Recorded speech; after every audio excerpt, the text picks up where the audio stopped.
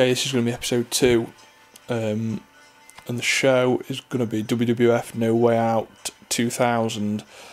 This is an absolutely fantastic show. I'm sure that's probably the consensus of opinion from everyone that's seen it, but this really is one of my favourite shows from one of my favourite years in WWE history. The year 2000, I think, was the best year of the Attitude Era.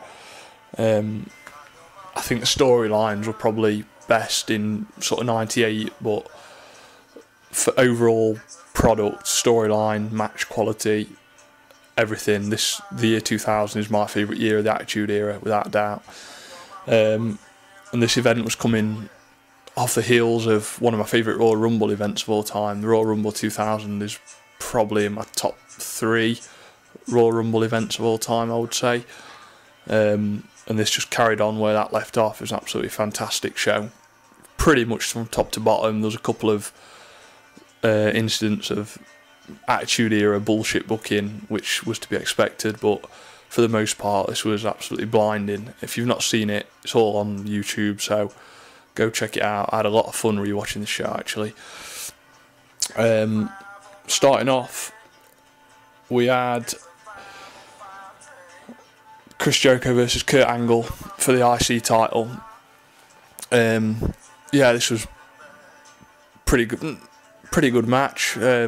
Maybe a bit better than that. Maybe I would say probably very good. There's some really good stuff in this. Really good technical wrestling. Got a fair bit of time. It wasn't as good as some of the other matches, and some of the matches involving Benoit as well. The next month at WrestleMania being one of them. But it's still very, very good. You can't really get a bad match between these two, I don't think. And it was very, very good for what it was. Of course, China was on the outside. Jericho had this fucking ridiculous thing going with China, ridiculous feud. Actually, reading Jericho's book, it was funny reading how much he fucking hated working with China, saying that she was an absolute pain in the arse to work with, which made me laugh because I fucking hated China. She can't work. She looks like Steven Seagal on fucking steroids. Fucking 7 foot, fucking gorilla walking around the ring. So yeah, I think he had that going on at the same time, and it just made me laugh reading his book how much he hated working with her, because I love reading stuff like that, because I fucking hated China. Even back then, to give her a due, she was over back then, but in my opinion, she never deserved to be over. She couldn't fucking work. Selfish bitch. Fucking 8 foot bitch.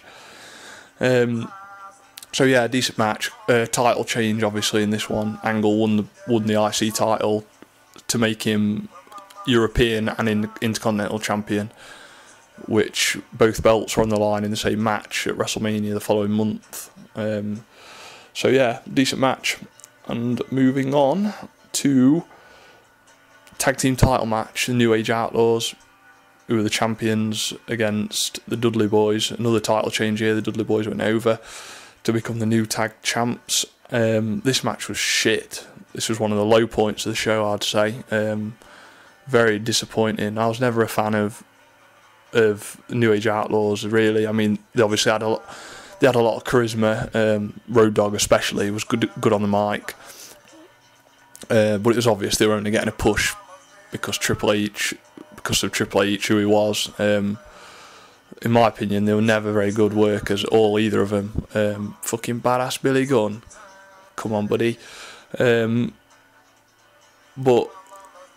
yeah, it was pretty fucking average match. Didn't get much time. Bit of a screwy finish where Bubba Ray Dudley smashed Billy Gunn with a pipe or something. And we got a title change, which was good for me. I thought, get the titles off of New Age Outlaws, because, like I say, I'm never a big fan. Won't spend too much time talking about that. And move on to, oh god, Sexual Chocolate, Marcus Henry versus Viscera. Fucking hell. This was terrible. I think the fucking camera got fucked up at some point, and the ending of this match never got shown in England anyway. I don't know if it was the same all over. I assume it was, because JR starts saying we apologise for the pictures disappearing, and you never got to see the end of the match. As far as I know, Mark Henry won. Mae Young came fucking wobbling down to the ring. I mean, how old is she? How old is this Mae Young? She must be at least 306, surely. It was funny as fuck watching her trying to run to the ring. Fucking hell. But yeah, this is one of the stupidest storylines in the history of wrestling. This whole Mark Henry, Mae Young thing. I'm sure everyone can remember it. Fucking giving birth to a hand. God. What the fuck? But yeah, shit match. Absolute shit. From what we got to see of it. Like I say, we didn't get to see the end, but I'll move swiftly on to an absolute classic match. Edge and Christian versus the Hardy Boys. The winners will be the #1 contenders for the WWF tag titles. This was an absolute blinding match. Got a lot of time. I don't know how much time exactly, but it must have been 20 minutes, maybe even a bit more. There was no gimmick. Right, I think I have a slight problem with this, with all the matches that these teams had. The Dudleys, Edge and Christian, the Hardy Boys. I know they get raved about a lot, but my problem was that there was always a gimmick involved. Whether it was obviously TLC, tables match, ladder matches, cage matches, and this was no gimmicks, no frills. This was just a straight up one fall wrestling match, and this was fucking amazing. I love this match. I've forgotten how good it was. The crowd for this whole show was just weird. Just like at times in this match, they were absolutely killing themselves. Jeff Hardy took an insane powerbomb where it looked like he overreached, and Edge had to sort of readjust in midair and powerbombed him. And it looked like a horrid bump to take, and the crowd were just fucking sat on their hands. And you think they're killing themselves here, but so yeah, some crazy bumps by the Hardy Boys, especially Jeff as normal, really. Spear from the middle rope by Edge. This was just a great match. I'd say if there's one match on this show, well, obviously the main event, but if there's one other match on the show that you're going to watch, make sure it's this one. I'd forgotten how good this match was. It's absolutely belting match. The ratings will be below and for the show and the matches, but I'm not sure what I'd give this match, but it's certainly going to be high score. I absolutely love this match. Moving on to oh god, why do I have to watch this? The Big Boss Man versus Tazz in what was just a dud. There was no match here, really. I don't know what the fuck happened with Tazz. He came in, he was hot. They brought him in against Kurt Angle for his debut, obviously at the Royal Rumble the month before, and the reaction he got from Madison Square Garden was fucking immense. And although he had a short match with Kurt Angle at the Royal Rumble, it was still a decent match. They put him over as a suplex machine, like invincible, destructive wrestler, and they should have been riding this wave for a lot longer. And I've forgotten about this match, and I've forgotten about this little feud he had with the Boss Man. Now, rewatching it, I was thinking, what the fuck is this? Why has he gone from red hot debut against Kurt Angle to a feud with the Boss Man that starts on Sunday Night Heat with fucking Prince Albert? I don't understand what they would do. I don't know if they buried him on purpose. I know injuries forced him out of wrestling eventually, but I'm pretty sure he wasn't injured at this point because he'd only just come in. I don't know if they did it intentionally, as I say, to bury him because he wasn't WWE made, but he was hot as fuck, and he still was hot at this show. The reaction he got was in the top 3 or 4 reactions of the night after the main event and The Rock. Tazz was right up there, and in my opinion, he should have been in the IC title feud. He should have carried on his feud with Angle, and it should have been a triple threat match for the IC title: Tazz, Kurt Angle, and Jericho in the first match. I think that would have made the match even better. I think Tazz was mad over. He was. People can say what they want about him, like his lack of selling or his being too small, I don't give a shit. He was over. Just go and watch these early 2000 shows when he first came in. He was mad over, and they should have rode that. They could have got a lot more money out of Tazz, definitely. But yeah, it was, like I say, it wasn't a match. It was just a DQ. I think Albert got involved, and after about 2 or 3 minutes, and there was a DQ, so it wasn't really a match, just a dud. But moving on to no holds barred match between X-Pac and Kane. X-Pac had of course turned on Kane like just before this and started the feud off. This was okay. Didn't get much time actually. It was okay for what it was. Kane actually, the thing that sticks out in my mind most is Kane giving Tori the tombstone, which was pretty fucking hilarious, to be honest. You wouldn't see that these days. Obviously, Vince is against the whole men and women coming into contact. But yeah, like I say, it didn't get much time. They brawled up the entrance ramp onto the set at the top of the entrance ramp into the crowd for a bit. Didn't really make use of many weapons. X-Pac got the win when he drop kicked steel steps back into Kane's face after he tombstone Tori, but it was okay, decent little match, I guess, which just kept the feud ticking over.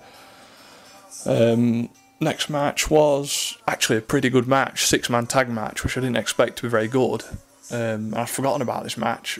Obviously, it's been years since I watched this show, and I'd forgotten that this match was even on the card, but got a decent amount of time actually. Weird setting up of the show. This match got like 15 minutes, and X-Pac and Kane got about 8 minutes in sort of a feud that was quite hot at the time, but they gave this match longer. I didn't understand that, but this was actually a very good match, I thought, between Too Cool and Rikishi, and against the Radicalz, Benoit, Malenko, and Perry Saturn. Guerrero had obviously got injured, dislocated his elbow doing a frog splash a month or two before this. But yeah, this got, like I say, got a lot of time, some crisp wrestling in this, from especially of course from Benoit and Malenko. Malenko was fucking gold in this match. Great, he was a fantastic heel in my opinion. I'm not sure what happened to him in WWE actually after this. I know he was getting on a bit and he was injured, but he was fantastic, Malenko. I think a lot of his stuff was underappreciated and underrated, but yeah, some really decent stuff in this, so definitely worth a watch. Up next was The Rock versus The Big Show. The winner to get a title shot at WrestleMania. This was okay. I really did enjoy this feud. I'm sure everyone did. The Rock's promos leading up to this. Obviously, if you don't know, the Royal Rumble, The Big Show and The Rock went over at the same time, and there was going back and forth of who touched the floor first and who won the Rumble. And The Rock was fucking crucifying Big Show in the promos leading up to this match. It was some of the funniest stuff of the Attitude Era, in my opinion. The Rock and the Rock taking the fucking piss out of Big Show. But the match was about as good as it could have been, really. Big Show was never great in the ring then. I think he's actually better in the ring now than he was then, in my opinion. But brawled through the crowd for a bit. This actually, looking back at a lot of these Attitude Era shows, this is a similar pattern in a lot of Rock's matches, where there's a lot of brawling at first, and then towards the end of the match we get a couple of clusterfuck interferences, and then The Rock will hit his rock bottom, and we'll go from there. He either wins or obviously loses the match. But this followed a typical Attitude Era style match, where brawling through the crowd. We then got the interference from Shane McMahon, who sort of turned on The Rock, cost The Rock the match. Obviously it became irrelevant anyway, because The Rock was in the main event at WrestleMania still, as was The Big Show. But yeah, it was okay. As I say, there's not a great deal to say really. It was about as good as it possibly could have been, I guess, this match. We'll move on swiftly to the main event, Triple H versus Cactus Jack, Hell in a Cell match for the WWF Championship. This is, well, I don't know. It's obviously an absolutely brilliant match, just fantastic. But there is a couple of problems that I've got with the match. I feel a bit silly saying this because my star rating will obviously be really high, and I'm going to talk well of the match. But there was points of this match where I just thought this is too much. That is my major problem with the match, where there comes a point where you think this is like just way too much. Foley took too much damage in this match, like unnecessary. This is my problem with Foley, like stupid stuntman, fucking lumberjack shirts, prick. Like, how you got a family? I mean, does he never think about his family and like his well-being? Because this is my problem with him. He took way too much damage in this match, to the point where you just think, fucking hell, this is too much. First of all, Triple H, Foley was on the apron. Triple H sort of ran into him, slingshotted him back against the cage, the cell, and he hit the back of his head on one of the sort of supporting stanchions of the cell. Same thing that Tim White did, the referee, which eventually was the reason that he ended up retiring. It was similar to type of bump to that, but he actually properly took the bump. It's like he always has to go that extra mile. Instead of just sort of falling back into the cell, he has to shoot himself back into it and sort of whiplash and make sure his head whiplashes against the stanchion of the cell. It's like unnecessary. He goes that extra. I know he's going that extra mile to make the match better, but it's just there's a thin line between making the match better and like just being stupid. And this would, in my opinion, this match crossed that line into just utter stupidity, like at times. But and then of course, climbing up the outside of the cell, Triple H had got through the cell and got onto the roof, and Foley was, or should I say Cactus Jack, was climbing up after him up the side, and just as he got to the top, Triple H sort of stamping on his hands, and he obviously fell backwards through the announce table again from what was pretty much the top of the cell. And you're thinking, that's enough, surely that's enough, this is like way too much. But then he gets up, gets to the top of the cell, they're brawling on the cell. I actually forgot there was fire in this match. Cactus Jack sort of lit a 2x4, the end of a 2x4 which was on fire, threatened to pile drive Triple H onto the flaming 2x4, and of course Triple H backdropped him, countered the pile driver and backdropped him onto a panel, and he fell through it, and maybe 15 feet down to the ring. Obviously everyone knows what happened, fell through the ring, broke the ring. And at this point I just thought, end this match, please. It's like, how much more are you going to do? You just watching this back, it was like, I can remember watching it at the time and I was marking out like a fucking bandit for all this stuff, but watching it back now you just think, fucking hell, like what, the thing that came to my mind watching it back was, what wouldn't Foley have done to entertain like wrestling fans? What wouldn't he have done?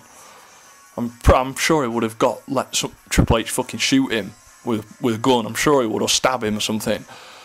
Because it just got to the point where you think it's too much. Like, think of your kids, you fucking just full beard prick. But obviously, having said all that, it was a fucking outstanding match, absolutely fascinating, start to finish. And after saying all this about Foley, one thing that you cannot deny was the stuff that he did for the amount that he put other people over. Look who he's put over in the business. Obviously Triple H, this feud, I absolutely love this feud. I'm not sure if this match was better than the Royal Rumble street fight. I'm not sure, I'd have to think about it, but this feud absolutely established Triple H as a main event badass motherfucker, as a top heel, the top heel in the company, and that's what Foley did. That's what Foley gave him. He gave him that. What do you want to call it? He gave him that right to call himself the baddest heel in the company, and it gave weight to what he was saying when he said that, because of what Foley did for him. If he managed to beat Foley in a street fight, in a Hell in a Cell match, and Foley gave his body to Triple H to put him over, and you can't ever knock him for that. Yeah, he went too far a lot of the time, but it was obviously all geared towards getting the other guy over, which is, you can't knock him. And then obviously Randy Orton in 2004, WrestleMania and Backlash street fights put Orton over the top without a shadow of a doubt. Shut The Undertaker with the Boiler Room Brawl in 96, their matches in 96, and of course Shawn Michaels in 96 as well at Mind Games. The match, was it a street fight? I'm sure it was. There was a lot of fucking brawling in it anyway. But yeah, anyway, the point is, the amount of people he's put over by giving his body is endless, really. And like, I'll always have respect for him for that, for always sacrificing his body for other people. You've got to remember that he lost all of these matches, and he sacrificed his body for other people to get them over, so I'll always have respect for him for that. But yeah, an absolutely unbelievable match. Just sort of, I forgot about some of the spots, and I was just, it was like I was watching it again for the very first time. It was brilliant. But yeah, an absolutely fantastic event. Go back and watch it, it's all on YouTube. And yeah, I'll be back with an ROH Young Wolves Rising review tomorrow. I've ordered the pay-per-view, so there's only £7, I think. So looking forward to watching that, and I'll have that video up tomorrow. Cheers.